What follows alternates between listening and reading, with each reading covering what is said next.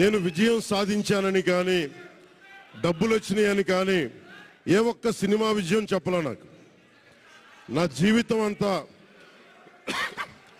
జీవితం అంతా ఎప్పుడు కూడా దెబ్బలు తింటానో, మాటలు పడతానో, తిట్టించుకుంటానో. నేను ఎంత ఎదిగా నాకే తెలియదు. మీ గుండెల్లో ఈ రోజు నన్ను తీసుకొచ్చి 21 గెలిచే వరకు నాకే తెలియదు.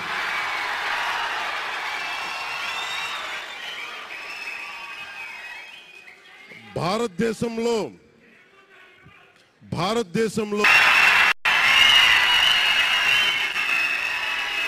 నూటికి నూరు ఇది.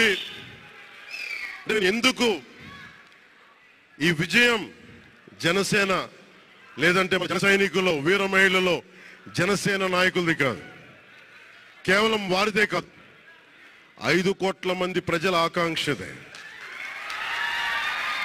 మార్పు కావాలి.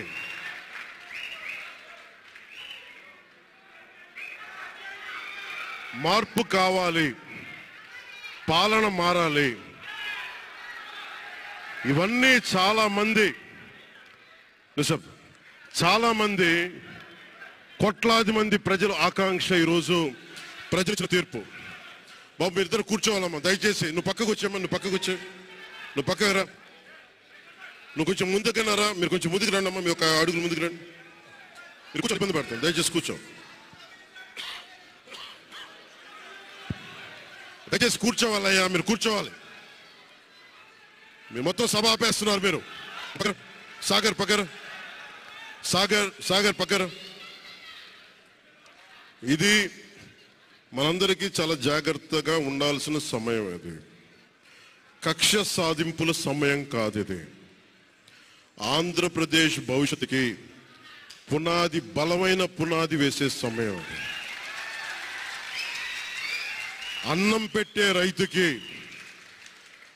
పెట్టే రైతుకి అండగా ఉండే సమయం. ఇది రక్షణ లేని ఆడబిడ్డలకి రక్షణ కల్పించే సమయం. ఇది ఆడబిడ్డల్ని, మహిళల్ని వారి కాళ్ళ మీద వాళ్ళు నిలబడగలిగేలా చేసే సమయం. ఇది నేను ఈరోజు ప్రభుత్వ ఉద్యోగులు కూడా మాటిస్తున్నాను.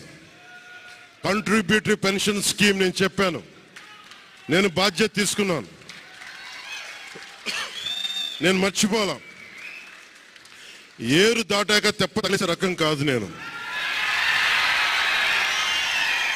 కాంట్రిబ్యూటరీ పెన్షన్ స్కీమ్ దానికి సరి సమానంగా అది కానీ మీకు న్యాయం వచ్చేలాగా సంవత్సరం లోపు తీసుకొస్తాను అని మాట ఇచ్చాం. తీసుకొచ్చి తీరుతాం. ఆ మాట మీకు ఇస్తున్నాం. మెగా డిఎస్సి నోటిఫికేషన్ విడుదల చేయించే బాధ్యత మనం తీసుకుందాం. యువత విలవిల్లాడిపోతా ఉన్నారు, యువత నలిగిపోతా ఉన్నారు. మీ చదువులకి తగ్గ ఉద్యోగాలు కానీ, మీ స్కిల్స్ని పెంపొందించి మీకు ఉద్యోగాలు కానీ, నేను మీకు చెప్తున్నా, నాకు చాలా పెద్ద బాధ్యత ఇచ్చారు ప్రజలు. ఈ రోజున మామూలు బాధ్యత ఇవ్వాల. గెలిచింది, పోటీ చేసింది 21, 2 పార్లమెంట్లు గెలిచింది 100% కానీ